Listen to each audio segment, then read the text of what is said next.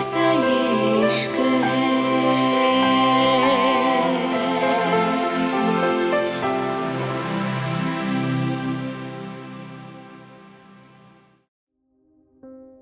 रिद्धिमान ने जैसे ही पीछे देखा, एक खूबसूरत लड़की उसको देखते हुए बोली, हाय मिस्टर ओबरॉय, आपको यहाँ देख के अच्छा लगा। लड़की की बात पे रिद्धिमान मुस्कुराते हुए बोला, मुझे भी आपसे मिलके अच्छा लगा।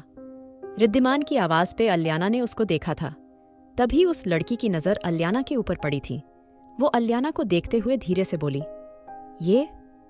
उसकी बात पूरी होने से पहले रिद्धिमान अलियाना का हाथ पकड़ते हुए बोला, ये मेरी बिजनेस पार्टनर हैं, miss Rathore, miss Aliana. Rathore industry की डायरेक्टर। रिद्धिमान की बात पे वो लड़की जल्दी से बोली, oh my God, Aliana Rathore, आपको सामने देख के बहुत अच्छा लगा। मैंने सुना है आप ज्यादा पार्टीज अटेंड नहीं करती। मैंने कभी आपको पार्टीज में नहीं देखा। अलियाना से पहले रिद्धिमान धीरे से बोला, हाँ, उसको पार्टीज पसंद नहीं। रिद्धिमान की बात पे वो लड़की फिर से बोली, पर रिद्धिमान में मिस अलियाना ने सवाल पूछ रही हूं, तुम्हें बार बार जवाब देना जरूरी नहीं। यंग मैन लड़की की बात पे रिद्धिमान धीरे से बोला, तुम सवाल ही इतने बुरे पूछ रही हो, तुम्हारा हस्बैंड कहाँ है? उसने फिर से तुमसे छोड़ दिया? रिद्धिमान को उससे कहना आराम से बात करते देख अलियाना समझ गई थी। दोनों बहुत अच्छे से एक दूसरे को जानते हैं। तभी अलियाना धीरे से बोली, आई थिंक आप दोनों एक दूसरे को काफी अच्छे से जानते हैं। अलियाना की बात पे वो लड़की रिद्धिमान का हाथ पकड़ते हुए बोली, बहुत अच्छे से नहीं समझो, एक दूसरे की रूह में बसते हैं। उस लड़की की बात अलियाना को बिल्कुल अच्छी नहीं लगी थी। वो लड़की जल्दी से बोली, अरे अलियाना, इतना चौंकने की जरूरत नहीं, मैं तो शादीशुदा हूँ और 2 पोर्स भी ले चुकी हूँ। रिद्धिमान मेरे भाई जैसा है।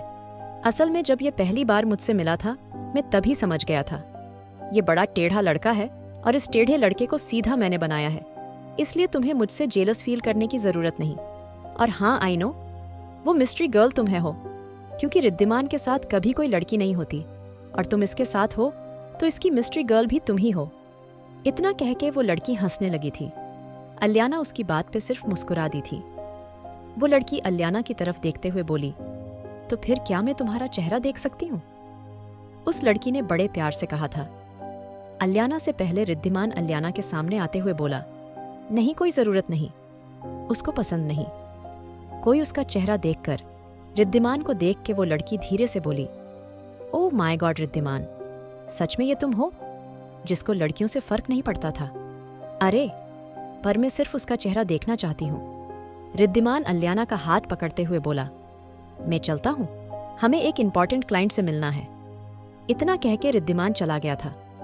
अलियाना रिद्धिमान के साथ चलते हुए बोली, क्या हुआ, इतनी जल्दबाजी में कहाँ जा रहे हो और हमें कौन से क्लाइंट मिलना है? उसकी बात पे रिद्धिमान अलियाना को घूरते हुए बोला, तुम इतनी बेवकूफ लगती तो नहीं हो, तो बनने की कोशिश क्यों कर रही हो? रिद्धिमान की बात पे अलियाना ना समझी से बोली, कहना क्या चाहते हो? रिद्धिमान ओबरॉय।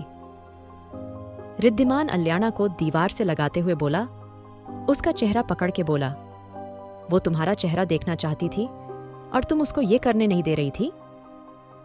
अलियाना हैरानी से रिद्धिमान को देखते हुए बोली, तो क्या मुझे उसको चेहरा नहीं दिखाना चाहिए था? रिद्धिमान अलियाना की आंखों में देखते हुए बोला, बिल्कुल, लेकिन जब तुम खुद चाहोगी। मैं नहीं चाहता तुम्हें किसी की गंदी नजर लगे। रिद्धिमान की बात पे अलियाना का दिल धड़कना भूल गया था। वो गहरी सांस लेकर बोली, रिद्धिमान। रिद्धिमान उसका चेहरा ऊपर करते हुए बोला, सुन रहा हूं। अलियाना उसकी आंखों में देखते हुए बोली, तुम्हें कुछ कहना है? शायद अलियाना रिद्धिमान से यह सुनना चाहती थी और शायद वो ही एक ऐसा इंसान था जिससे वो बेसब्री से कुछ सुनना चाहती थी। रिद्धिमान अलियाना की आंखों में देख के उसके एकदम करीब आते हुए बोला, नहीं, कुछ नहीं कहना। उसकी बात पे अलियाना चिढ़ते हुए बोली, ठीक है, फिर मेरा पीछा करना बंद करो, अपने काम से काम रखो। इतना कह के अलियाना गुस्से से चली गई थी और रिद्धिमान के चेहरे पे मुस्कान आ गई थी। दूसरी तरफ सेरेन की आंख खुली तो उसकी नजर बराबर में पड़ी थी। वो फ्लोर पे ही थी और किसी ने उसको उठाने की जहमत नहीं की थी। उसकी आंखें हल्की लाल थीं। सेरेन ने बेड पे देखा तो युवान गायब था। सेरेन बिना कुछ कहे वॉशरूम में घुस गई थी और करीब 1 घंटे बाद वो तैयार होके नीचे आ गई थी। उसको देख के लग नहीं रहा था।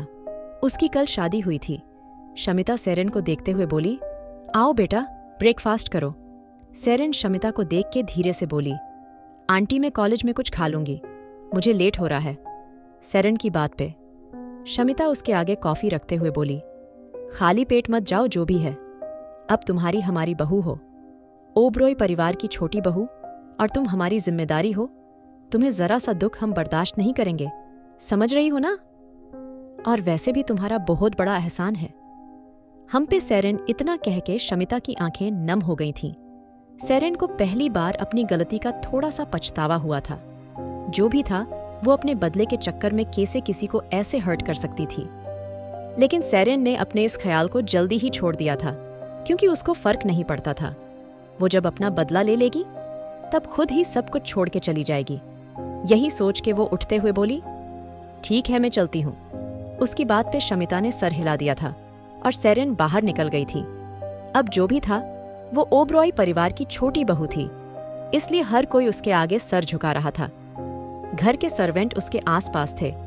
आज वो कॉलेज में ओबरॉय फैमिली की पर्सनल कार से जा रही थी। कुछ देर बाद सेरेन कॉलेज चली गई थी और कॉलेज में जाते ही उसकी नज़र युवान पे पड़ी थी, जो मलाइका को पूरे कॉलेज के सामने बुरी तरह किस कर रहा था। उनकी किस इतनी वाइड थी, हर कोई चिल्ला रहा था। अपने सामने अपने हस्बैंड को किसी और को किस करते देख सेरेन को अलग सा एहसास हुआ था। ऐसा नहीं था वो एक ही रात में युवान से प्यार करने लगी थी या उसको कुछ होने लगा था, लेकिन फिर भी शायद वो ऐसा कुछ एक्सपेक्ट नहीं कर रही थी। सेरेन को देख के तो जैसे युवान और ज्यादा डीपली उसको किस कर रहा था। सेरेन बिना कुछ कहे क्लास में चली गई थी। ये कांटे उसने चुने थे और जाहिर था अब इन कांटों को उसको बर्दाश्त करना था। यही सोच के सेरेन क्लास पे ध्यान देने लगी थी। दूसरी तरफ युवान मलाइका को छोड़ चुका था। उसकी आंखें लाल थीं। मलाइका युवान के कान के पास जाके धीरे से बोली, अगर इतना ही ज्यादा एक्साइटेड थे तो बता देते, मैं आज वहीं आ जाती। मलाइका की बात पे युवान उसको देखते हुए बोला, तुम आज रात मेरे घर आओगी। युवान की बात सुनकर मलाइका हैरानी से बोली, क्या तुम सच कह रहे हो? क्या तुम मुझे अपने घर इनवाइट कर रहे हो? ओह माय गॉड, मुझे तो यकीन नहीं हो रहा, ऐसा कैसे हो सकता है? युवान धीरे से बोला, जितना कहा वो करना, फालतू मत बोलो। इतना कहकर युवान चला गया था और मलाइका हैरान थी। वहीं दूसरी तरफ सेरेन जैसे ही क्लास करके निकली, मलाइका उसकी आंखों में देखते हुए बोली, तुम्हें क्या लगा था अगर तुम थोड़ा सा नाटक करोगी तो युवान तुम्हारे आगे पीछे नाचेगा? अपनी आंखों से देखो, युवान मेरे साथ कितना खुश है। उसकी बात पे सेरेन ने हैरानी से उसको देखा था। कहीं उसको पता नहीं चल गया था ना? कहीं सच में ऐसा नहीं हुआ होगा ना? अभी सेरेन अपने ख्यालों में गुम थी जब अचानक ही मलाइका उसके पास आके बोली, उस दिन तो तुम बच गई थी, लेकिन हर बार नहीं बचोगी, और अब तो मुझे पता चल गया, युवान को तुम्हारे मरने जीने से फर्क नहीं पड़ता। इतना कह के मलाइका ने फिर से सेरेन को देखा था। अब सेरेन की जान में जान आई थी। उसको खुशी हुई थी। मलाइका को उनकी शादी की बात नहीं पता, लेकिन वो कब तक ये सब छुपाती? युवान जो उससे इतनी नफरत करता है, वो तो कभी ना कभी सब बता ही देता। यही सोच के सेरेन गहरी सांस लेते हुए बोली, तुम्हें जो करना है कर लेना, लेकिन फिलहाल मुझे काम है, इसलिए मुझे डिस्टर्ब मत करो। इतना कह के सेरेन चली गई थी, लेकिन मलाइका ने सोच लिया था वो इतना जल्दी सेरेन को नहीं छोड़ने वाली थी। यही सोच के मलाइका भी उसके पीछे ही चली गई थी। वहीं दूसरी तरफ पार्टी हो चुकी थी और अलियाना और रिद्धिमान अपने अपने कमरों में आ गए थे। अलियाना सोने के लिए लेट गई थी।